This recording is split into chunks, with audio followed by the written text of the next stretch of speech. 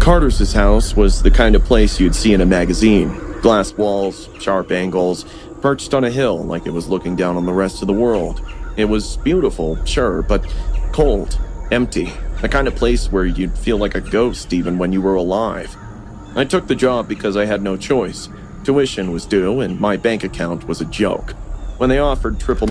I don't care how bad it gets. I would never fucking babysit a baby in a mansion, my nigga. Fuck though. Why do you need a babysitter and you got a mansion? Something is obviously going on. My usual rate, I didn't ask questions. I should have. Ethan's already fed and bathed. Mrs. Carter said, her diamond earrings catching the light as she tossed her purse over her shoulder. Her smile didn't quite reach her eyes. We'll be back by midnight. And then they were gone, leaving me alone in that glass castle with their 8-year-old son. Ethan was quiet for a kid his age. He didn't argue when I told him it was bedtime, just climbed into bed, pulled the covers up to his chin, and stared at me with those big, unblinking eyes. He always comes when they leave, he whispered as I... Gone. The fuck you just say, nigga? Who comes? That's when we had to have an adult conversation and see what the fuck he's talking about, my nigga. And it better happen quick, because someone hear one noise, I'm out of there. Reached for the light. he likes girls like you. I froze. Now I'm really going. That's all. I'm glad you went straight to business when you told me that shit. That's all I needed to hear. That's all I needed to hear. I'm not staying any second longer. Who? No matter how much I prodded, Ethan didn't answer. Instead, he simply laid there, closing his eyes. Somewhat anxious, I returned to the living room and tried to focus on my textbook, but every creak of the house made me jump. At exactly 9 p.m., the doorbell rang. My heart slammed against my ribs. On the security monitor, a man stood at the door, tailored suit. Are we dead ass, my nigga?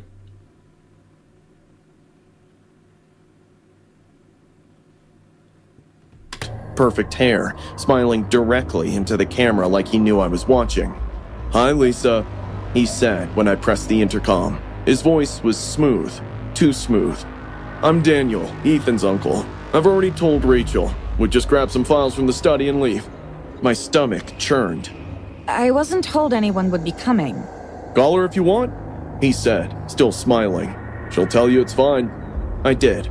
Mrs. Carter answered on the second ring. Oh, Daniel. He's family. It's fine. She said, laughing, but her voice was tight. I opened the door against my screaming. Yeah, I never seen a babysitter get set up. This shit is insane. Instincts. Daniel was taller than I expected. "Thank you," he said as he brushed past me, arm grazing mine. "This won't take long." But it did. Minutes stretched into an eternity. When I finally went to check on him, he was sitting in the study, not really doing anything, just staring. Found everything you need? I asked, my voice. Nigga, if that nigga sitting down talking about it not gonna take long, first of all, once a nigga enters your house and he don't grab what he needs, he sits down, he finna be there for a minute, my nigga. No bullshit. Shaking. Daniel slowly stood up, stalking closer. "That's a lovely scent you're wearing." He sniffed, grinning. "Reminds me of someone." My blood ran cold. "You must be a student," he said, taking a step closer. "College is expensive, isn't it?" I nodded, backing away. He reached into his jacket and pulled out a thick stack of cash, tossing it onto the desk. $15,000, he said, licking his lips. "All for a night with me." I couldn't breathe. I think you should leave. I'm fucking with y'all. "Don't be difficult," he said, stepping closer. "We both know you need the money." Get out, or I'll call the police. I said, reaching for my phone. His hand shot out, grabbing my wrist with crushing force. "No, you won't," he hissed. I tried yanking my arm back and screamed, but his grip tightened. "Scream all you want, Lisa. No one's coming. They never do. You're mine." I didn't think. I couldn't. I drove my knee up hard, aiming for anything, and bolted. The front door wouldn't budge. I ain't gonna lie. I feel like as a babysitter, before you even really set foot in a house, like get comfortable and shit, you gotta check every, like, you feel me, exit. You gotta check see if everything works, see if the window goes up, all type of shit, my nigga. Cause I would never be able to be a babysitter, and I'm not comfortable in the house I'm in. Like, fuck no. Security panel blinked red. Wrong code. Behind me, Daniel laughed. They got a code. You got a code to exit the house. That should have been the first thing you would have seen. I would have seen. What the fuck? Low and terrible. I ran to the kitchen, yanking open drawers until I found a knife. His footsteps were slow, deliberate, like he was enjoying the chase. 7 girls before you, he boasted. None of them were missed for days. I pointed the knife at him, my hand shaking. Nigga is on a kill. This nigga is celebrating murking off girls. Stay back. He smiled, stalking forward. The last one had dark hair too. I threw the knife, not to kill, just to distract, and bolted up the stairs. Ethan's room was empty.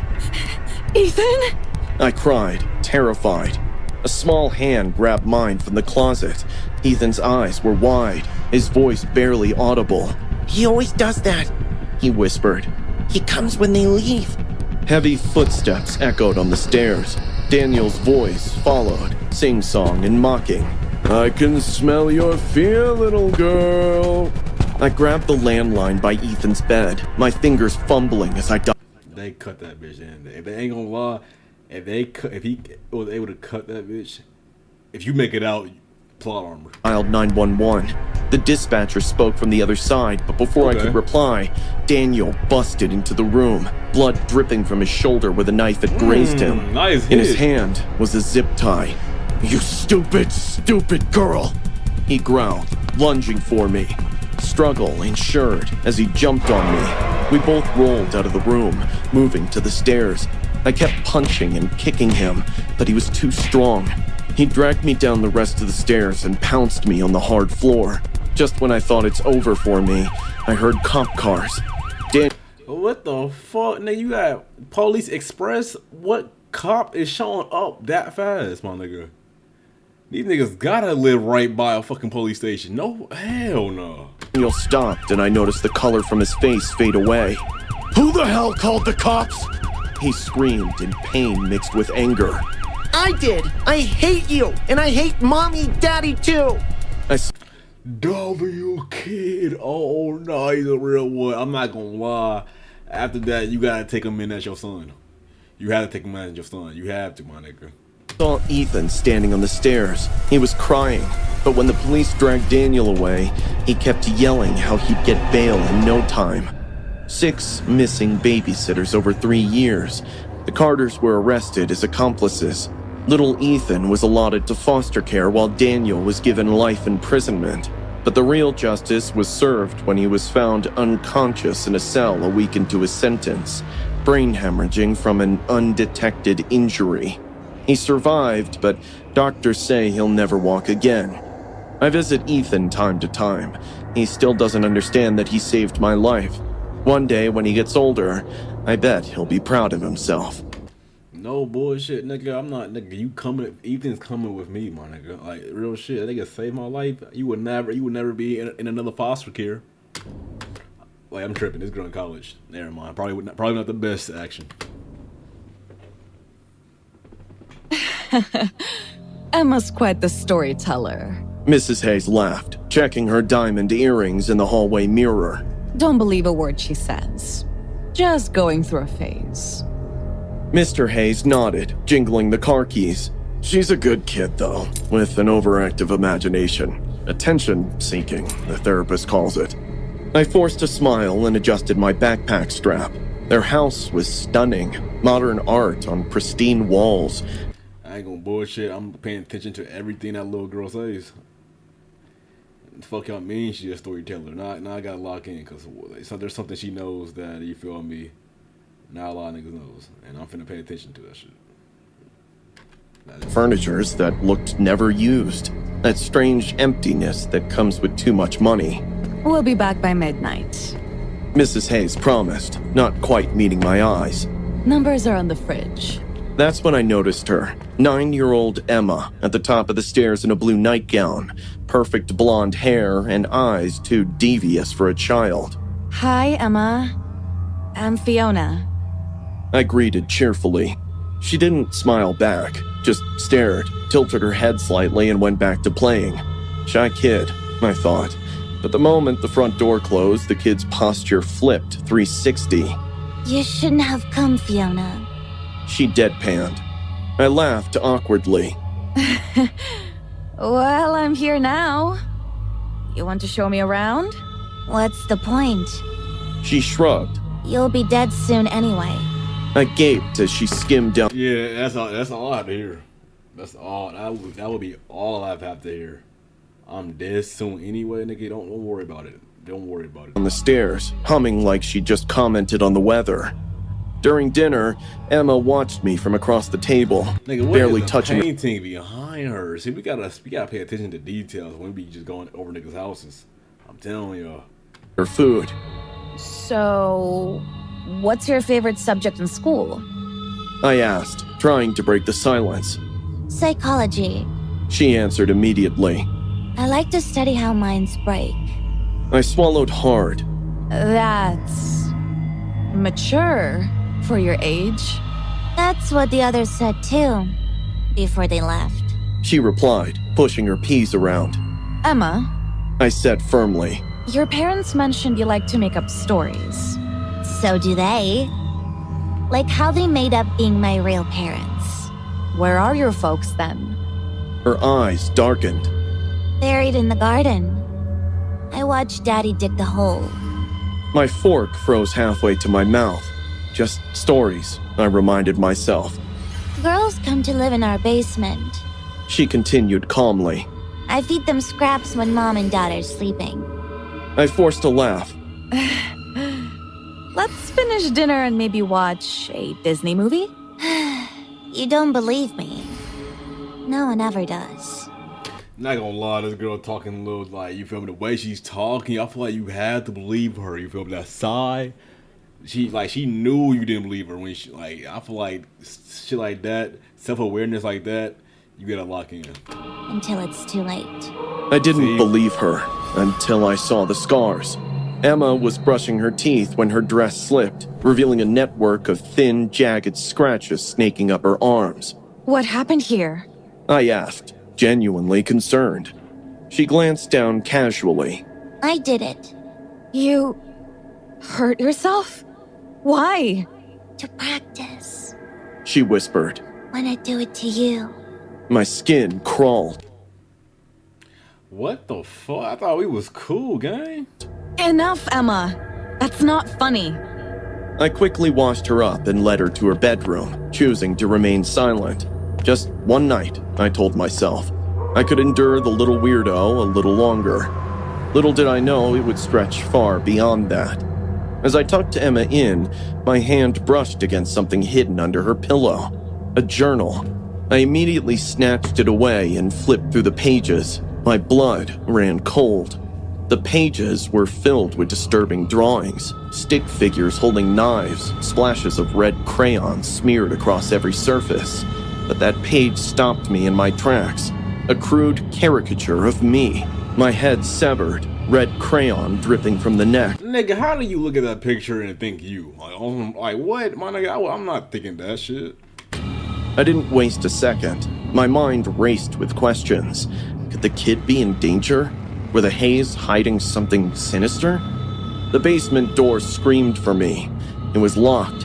I hesitated for a second, then reached for a bobby pin. With trembling hands, I managed to Hold on, the motherfucker just said there were ghosts in the basement, and your ass decided to go in the basement? Okay, we are losing. pick the lock. The basement was finished but oddly sparse. As my eyes adjusted to the darkness, I noticed a patch of carpet that seemed newer than the rest.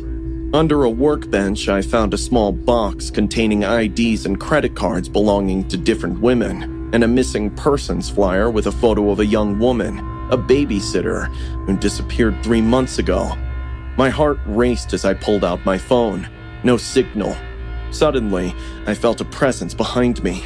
Emma stood Okay. in the doorway, holding a butcher's knife in her hand. I told you. She snickered. No one ever listens. I pushed past her, running upstairs. Damn. I needed to Damn, is she bleeding? You must have shut the fuck out of that little girl. get out, call someone. The front door wouldn't budge. Stop running. Emma said, following me slowly. You'll be in a happy place. My parents will make sure of that. I ran to the kitchen, grabbing the landline. Dead. They disconnect it when they leave. Emma explained, swinging the butcher knife. I backed away. Emma, stop it! You're sick! And you're the cure. No bullshit. Ain't she talking like that? Oh, I ain't gonna lie, you're not whooping my ass though.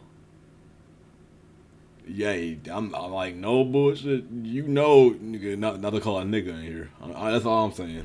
We do this every few months. Trap somebody disposable. See what happens. We? My voice cracked. Right then, I heard a car pull over in the driveway.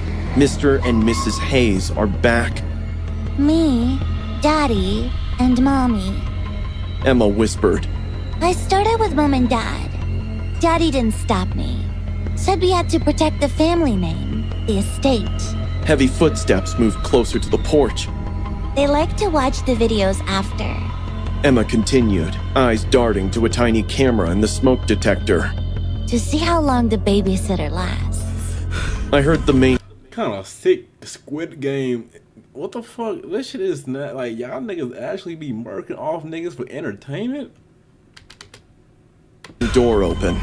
Emma, you need help. Your parents are wrong. I demanded. You should hide. That's what the last one did. She lasted almost an hour. I ran for the bathroom, locking the flimsy door. I could hear Emma outside, giggling. She's in there, Daddy. Go get her. The door Go get her. handle rattled. I climbed into the small window, forcing my body through. I tumbled onto the lawn and ran toward the road, blood soaking my sleeve. You're stopping. No, stop. Don't stop. The last thing I saw before jumping the cab was the Hayes' porch light flicking on, and two silhouettes stepping out on the porch. I made an anonymous 911 call to report the Hayes after that night. I'm still hoping to see their arrest in the news, but deep down I have this feeling. People with money can get away with anything.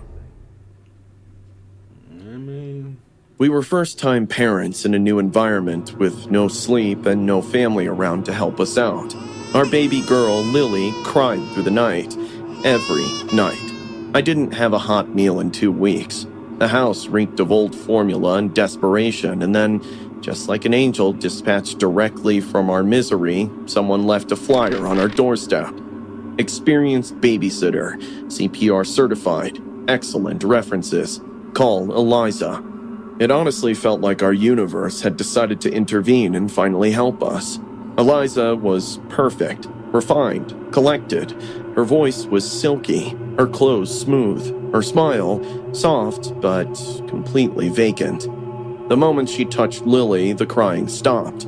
I cried in the shower out of relief. Even after the first time she sat with Lily, I slept for 4 hours straight. It felt like an awakening, but then things started to change quickly. I would find Lily's toys in strangely placed locations. Sometimes they were arranged in little circles or weird patterns like seance. They were always facing the window, and Eliza would somehow show up early, often before I even asked for a helping hand. I just had a feeling you needed me. She said every time she walked in, as if she was the caretaker and I was the child.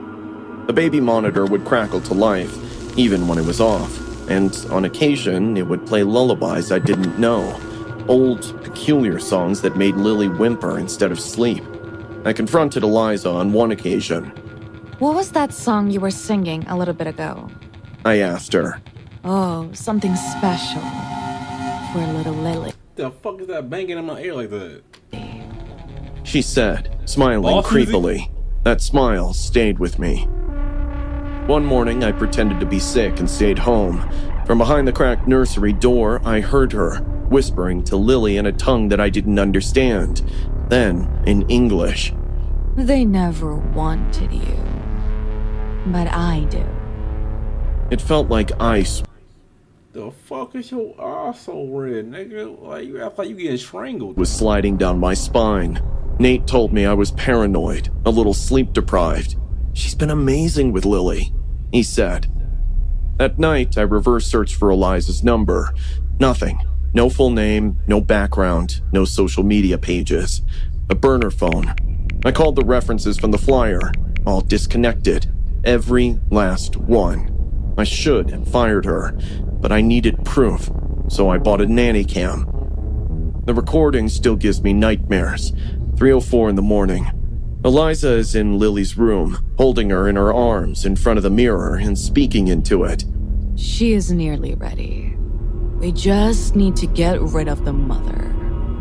I forgot how to swallow. I pretended to sleep that night. When Eliza arrived, I got up quietly to watch her tiptoe into the nursery and close the door behind her. Barefoot and terrified, I crept after her with my heart pounding. I peeked through the old heating grate in the wall. Eliza was kneeling next to the crib. I watched as she opened something below the crib, a compartment I never knew existed. Inside were photographs of me while sleeping, showering, holding Lily at the hospital. She was watching us long before the flyer. I felt dizzy and backed away. The following morning, I told Nate what I saw. We waited for Eliza. She entered smiling, as if nothing was wrong. I questioned her. Who are you? What do you want with my daughter? Her smile stayed unchanged. You don't remember me, do you? I was in the maternity ward. I was supposed to go with Lily. But they gave her to you. I'm here to take back what's mine. Everything stopped. The room shrunk in size. Then she lunged for Lily, but Nate jumped on her. Together, we tied her to our living. I ain't gonna lie, what the fuck do you, like... I'm thinking in my head, like, okay, you feel me? If it was a one-on-one, I can see how this story could end anyway. But it was a whole grown-ass man right beside her. Like, how do you think that was gonna play out? Deadass. Room chair and dialed 911. If it was some horror movie, Eliza would have unlocked some full psycho mode. But you won't believe how different it was in real life. It's like she realized and gave up too soon. Like something just snapped in her and she stopped putting up with the mask she was wearing so long. It was as if she was tired herself. Even when the cops came, Eliza cooperated like a harmless civilian. But she kept humming that lullaby as they put cuffs on her. Her fingerprints told the rest of the story. Eliza Montgomery, a former NICU nurse, lost custody of her infant daughter years ago after her mental health broke down. Oh, that was her actual daughter. Damn. Her daughter's baby was missing it all. And still Lily. I really don't care about them. I don't care if the story real or not, to be honest. Not anymore. You feel me? But hey, before I get started this video, I'm finna, you feel me, read y'all a Bible verse. You feel me? Hold on, give me a second. Let me pull something up real quick. You feel me? Isaiah 9:6. For unto us a child is born, unto us a son is given, and the government will be upon his shoulder, and his name will be called Wonderful Counselor, Mighty God, Everlasting Father, Prince of Peace. Amen. You feel me? Had to put that out there. But hey, if y'all fuck with the video, make sure to like and subscribe. I'm out. And there go Dizzy. What? Arrogant that nigga, but he's friendly. What? And there go Dizzy. Arrogant that nigga, but he's friendly. Hold on, it's so damn. Hold on, SODM. Hold on, SODM.